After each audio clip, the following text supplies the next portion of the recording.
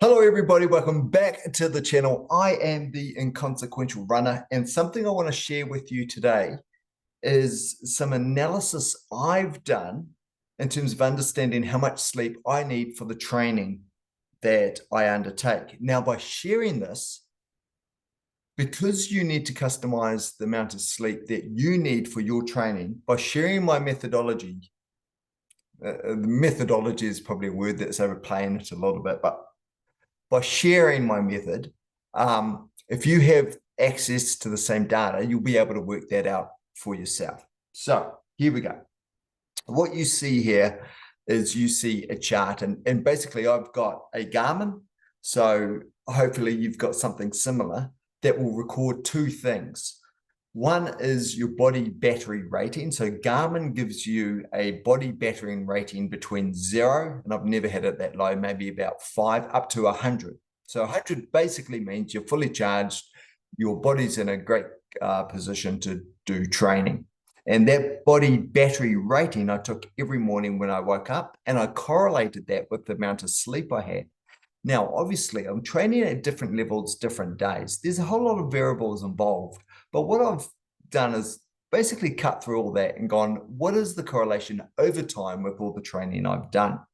So in Excel, I put together two columns. One was the body battery rating in the morning and the amount of sleep I had overnight that led me to that body battery rating. And what you see here in this graph is the correlation between those two values. So the body battery rating and the amount of sleep. And what you can see softly is this correlation, a positive correlation, positive meaning as the amount of sleep increases, so does the body battery rating. You can see almost this correlation and this positive correlation in this angle. Now, looking at the data, and you can see I've put this line here at about a value of around about 95.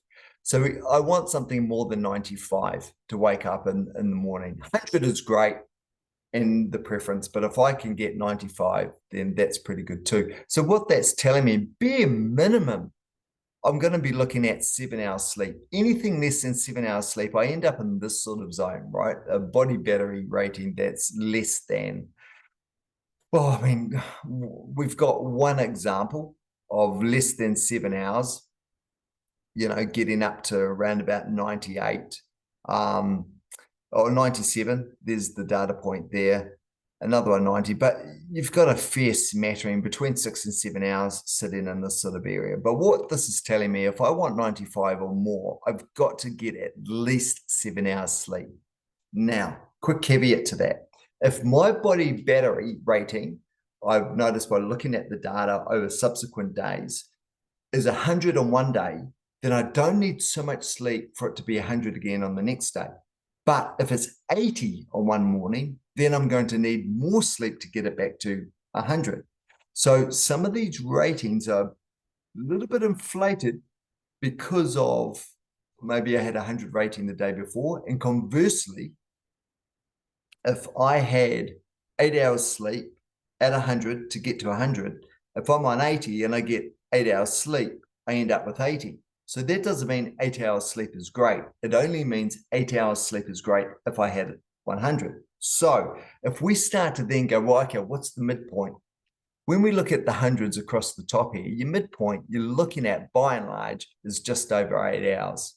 Long story short, what this is telling me is I want to be playing up in this space. So basically I need between 8 and 8.5 hours sleep to make sure. Sometimes I need more, sometimes I can get away with less, but to make sure that I'm sitting in that 95 to 100 zone. So what that means is if I want to get my 8 hours sleep, I've got to be in bed by 10 and I can't get up any earlier than 6 or 6:30. Now, I like to get up at around about 6, sometimes quarter to 6, sometimes 5:30. If it's 5:30 and it's 8.5 hours sleep, I've got to do the maths quickly on that. I've got to be in bed by 9. 9, 3 hours to midnight, 5 hours to 5 a.m., and then that extra half an hour. So I've got to be in bed by 9 to be up at 5:30, which means now to make sure that I get a good body battery rating in the morning, then it's all determined by what time I get to bed in the evening. Got to be in bed by 9. So look, I suppose it comes down to how much of a priority is your training and your recovery for your next day's training. So anyway, that's my data. I suggest you do it for yourself. If you can capture the length of time that you sleep, again, I wouldn't worry about breaking up the fractions of that length of time of sleep, how much of it was deep sleep and how much of it was REM and how much may have been awake time and those in light sleep, those levels. I just took the sleep time, whatever Garmin told me, great. Now I know there's a little bit of variation, but it probably wasn't big enough to worry about. Over the variation tends to disappear a little bit when you get lots and lots of data. I don't know how many data points I've got here. I think it's around about 60 or 70. And that's enough to give me a flavor, and that's what I want. And the flavor is I need between 8 and 8.5 hours. If I get 8.5 hours, by and large, I am golden. Because if you look at 8.5 hours, then I'm looking at hundreds and maybe a few 95s, but there's only a few occasions I've got 8.5 hours sleep coming up to around that I had less than 90. You can see it in here. And that's probably because I had a bad sleep the night before, or I didn't wake up with a strong body battery in the morning. I may have woken up with a 70 the morning before. I get 8.25 hours sleep, and then I go from a 70 up to an 82 or something like that. Then knowing that if I get another 8.5 hours sleep, I'll probably end up with something like a 96 or 100. But you get a flavor by doing the correlation. So rather than worrying about all the intricacies and you can customize this for yourself just with those two variables. How long did you sleep overnight? And what is your body battery rating in the morning? If you can't get body battery, what you can probably look at is your resting heart rate in the morning, because the lower your resting heart rate, by and large, the more you've recovered. But you want some sort of measure of recovery. So that way you can understand what length of sleep you need to get the level of recovery that you need. That's it. This, as I say, this is about 60 or 70 days of data, and that's enough to start to give me a pretty strong picture of where my body operates.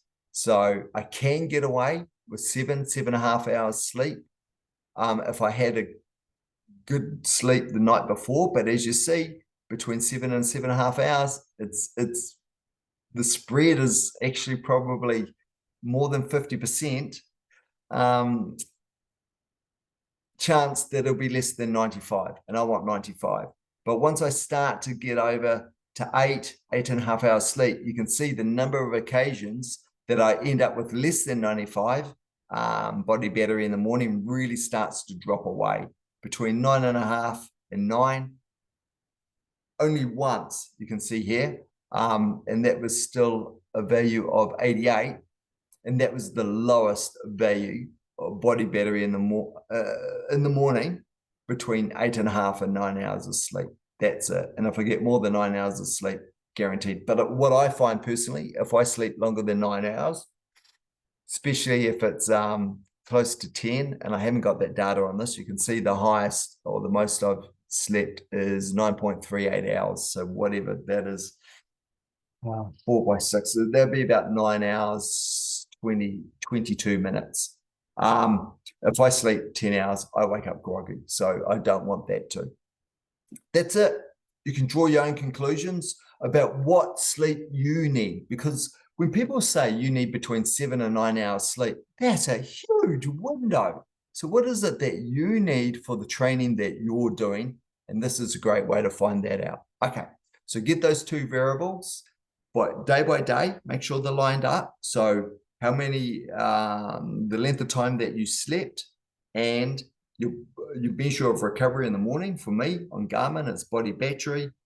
I'd say at least get 60 samples. If you want to keep adding to it, great. But this has given me enough of a picture now that I know I need between 8 and 8.5 hours of sleep. If I get up to 9, even better. Brilliant. anything less than 8 hours, I'm starting to go backwards for the training that I'm doing. I know that. Okay. Hope that was helpful. If you have any questions, you know what to do. Throw them in the comments. I will answer them. I don't think there's a comment I've ever missed or not answered. If you like this video, hit like. You know this. If you want to be kept in the loop with these sort of training tips, which I hope enriches what you already know for your training, then hit subscribe. And we've got a couple of great videos coming up soon with Coach Mark. We've got some more questions for Coach Mark. One question per video to get a rich, insightful answer from Coach Mark. Okay, stick around. Catch you in the next one. Take care. Bye.